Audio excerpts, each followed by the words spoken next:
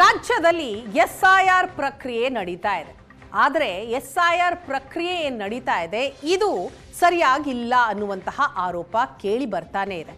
ಈಗ ಇದಕ್ಕೆ ಸಂಬಂಧಪಟ್ಟ ಹಾಗೆ ದೇಗುಲ, ಮಸೀದಿ, ಅಂಗನವಾಡಿಯಲ್ಲಿ ಬೇಕಾಬಿಟ್ಟಿ ಎಸ್ಐಆರ್ ಮತ ಪರಿಷ್ಕರಣೆ ಲೋಪದ ವಿರುದ್ಧ ಬಿಜೆಪಿ ದೂರು ಕೊಟ್ಟಿದೆ.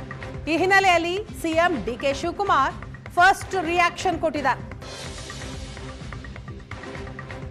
ವಿರೋಧ ಪಕ್ಷಗಳಿಗೆ ಆರೋಪ ಮಾಡೋದೇ ಕೆಲಸ, ಸರ್ಕಾರದಿಂದ ನ್ಯಾಯ ಒದಗಿಸೋ ಕೆಲಸ ಮಾಡ್ತಿದ್ದೇವೆ.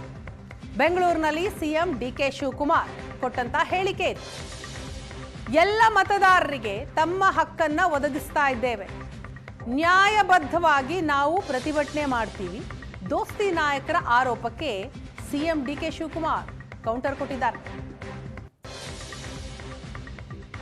ದೇಗುಲ, ಮಸೀದಿ, ಅಂಗನವಾಡಿಗಳಲ್ಲಿ ಎಸ್ಐಆರ್ ಪ್ರಕ್ರಿಯೆ ನಡೀತಾ ಇದೆ. ಈ ಕುರಿತಾಗಿ ಪ್ರತಿಪಕ್ಷಗಳು ಆರೋಪವನ್ನ ಮಾಡ್ತಾನೆ ಇದೆ. ಇದಕ್ಕೆ ಸಂಬಂಧಪಟ್ಟ ಹಾಗೆ ಈಗ ಸಿಎಂ ಡಿಕೆ ಶಿವಕುಮಾರ್ ಮೊದಲ ಪ್ರತಿಕ್ರಿಯೆಯನ್ನ ಕೊಟ್ಟಿದ್ದಾರೆ. ಎಲ್ಲ ಮತದಾರರಿಗೆ ತನ್ನ ಹಕ್ಕನ್ನು ಉಳಿಸ್ಕೊಳ್ಳಿ ಅಂತ ಎಲ್ಲರಿಗೂ ರಿಕ್ವೆಸ್ಟ್ ಮಾಡಿದ್ದೇವೆ. ಎಲ್ಲರ ಪ್ರಕಾರ ನ್ಯಾಯಬದ್ಧವಾಗಿ ಕಾನೂನು ಪ್ರಕಾರ ಏನು ಚುನಾವಣಾ ಆಯೋಗ ಮಾಡ್ತಾ ಇದೆ, ನಮ್ಮದು ಪ್ರತಿಭಟನೆ ಇದೆ, ಅದು ನಾವು ನ್ಯಾಯಬದ್ಧವಾಗಿ ಎಲ್ಲಿ ಪ್ರತಿಭಟನೆ ಮಾಡಬೇಕು ಅದನ್ನು ಮಾಡ್ತೇವೆ.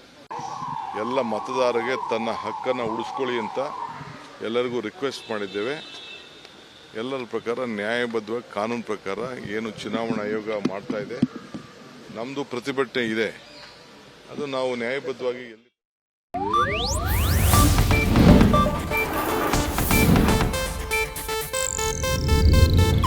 ಇದು ಏಷ್ಯಾನೆಟ್ ನ್ಯೂಸ್ ನೆಟ್ವರ್ಕ್ ಪ್ರಸ್ತುತಿ.